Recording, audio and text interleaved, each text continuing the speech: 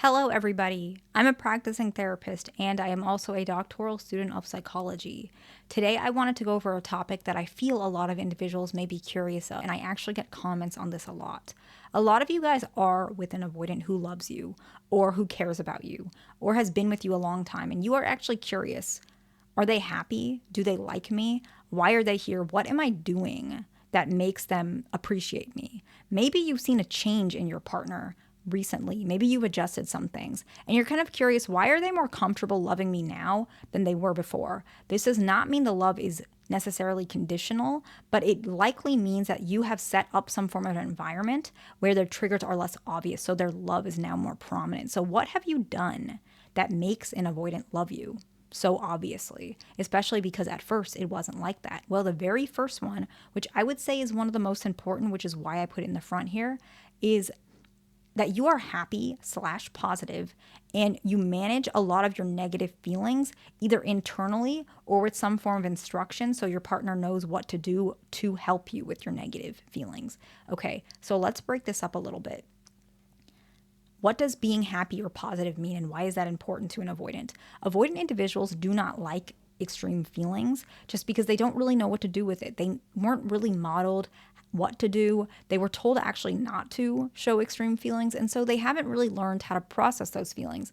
When you are very sad or when you're very hurt, first of all, they want to help you, and that in of itself becomes very overwhelming for them. And so a lot of their deactivation strategies actually show up quite a bit, which actually can cover up and set some of their love and symptoms of their love kind of dormant in them. And so they can't really feel it or see it because they're very overwhelmed with a lot of the triggers. However, if you're overall positive or happy, or when you show your negative feelings, you're managing those negative feelings by yourself, or you're telling them kind of what you want them to say. Hey, I had a really bad day at work.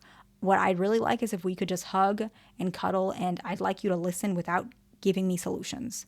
I just want to talk and vent and get it off my chest. That's easier. It's less overwhelming, and that makes an avoidant feel like they love you because you are managing actually their triggers, and it makes them feel very loved and appreciated. Think about it like this. If you're an anxious, attached individual and you feel very uncomfortable that your partner has a friend of the opposite sex, and your partner has no problem reassuring you. They have decided, okay, I'm going to reassure you and I'm going to create distance with this friend because you're saying that you feel like there's something nefarious on the friend side and I want to respect my partner. And if you feel like that, I'm going to trust you. This scenario is dependent, right? Some people don't like that. Some people do. That's your opinion, right? And I don't really have one. Whatever you guys want to do with opposite sex friendships, every relationship's different. We're just using this example, right? You would feel comfortable if they did that, let's just say in this example, and they reassure you. They have managed your triggers. And when they do that, you actually feel loving towards them. You love them more because of that. It's the same thing.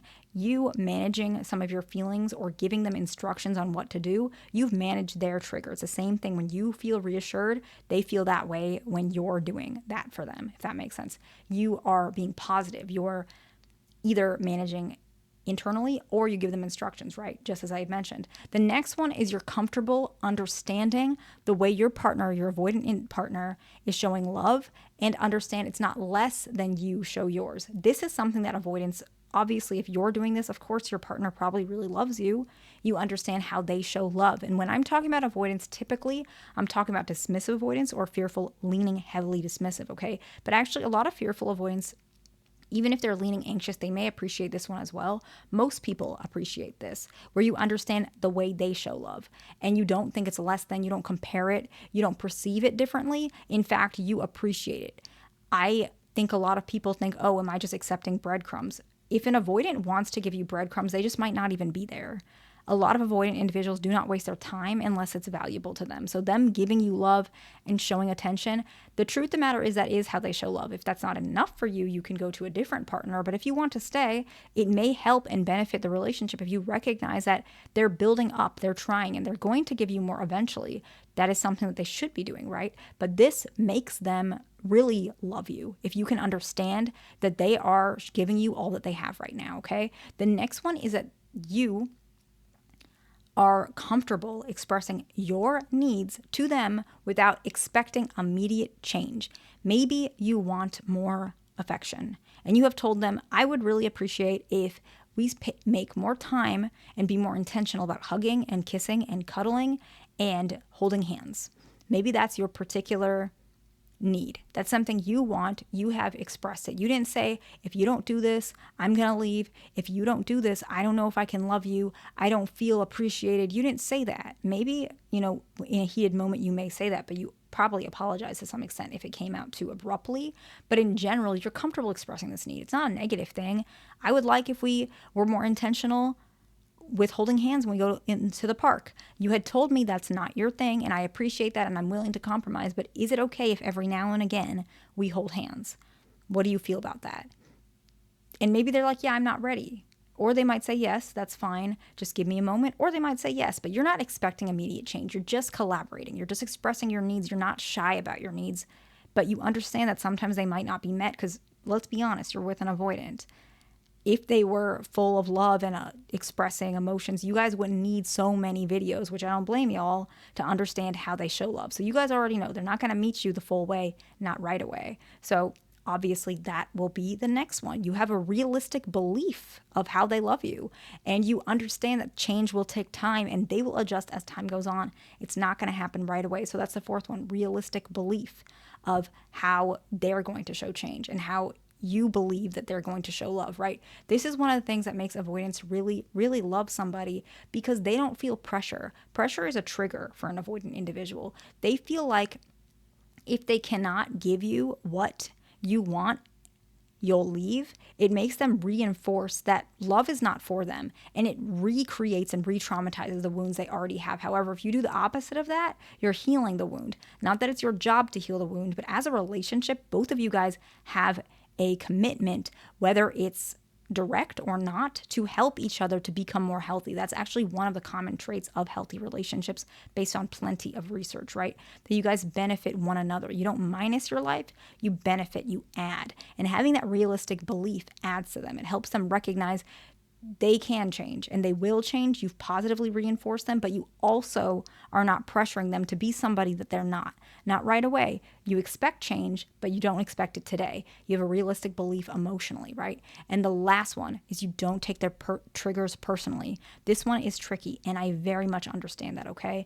But if you take their beliefs personally, you are teaching them and you're teaching yourself that it's true what they're feeling when it's not. It's just a wound. If they're feeling, oh, I'm never going to get married, and you really take that in, I know it's hard. I'm not telling you to stay and hope that they're going to change their mind, but I'm just being honest with you.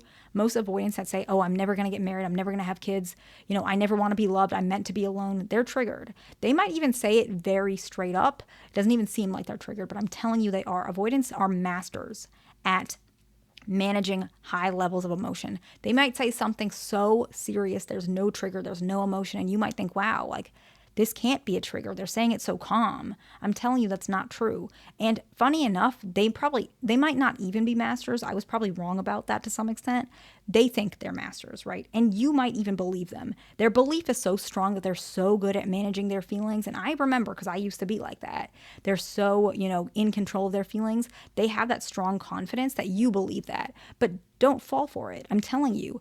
When they have even those heightened emotions, even if it's just a little bit, it's a trigger. Believe that you know them sometimes better than they know themselves. I'm not saying all the time, but this is the part of relationships. I work with couples all the time.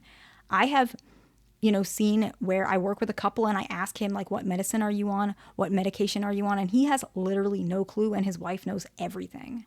Right? She'll even give me non-psychiatric meds, everything. And she'll just say, this is what he's on. And he has no clue. He doesn't even know what he's diagnosed with in both mental health and health. She knows all of it. And yeah, she knows that part of him better than he knows himself. I have literally seen, this was an older couple, so there might be a reason to this, where he doesn't even remember his birthday. I'm not making that up. Could be because of their age, though, so I don't know.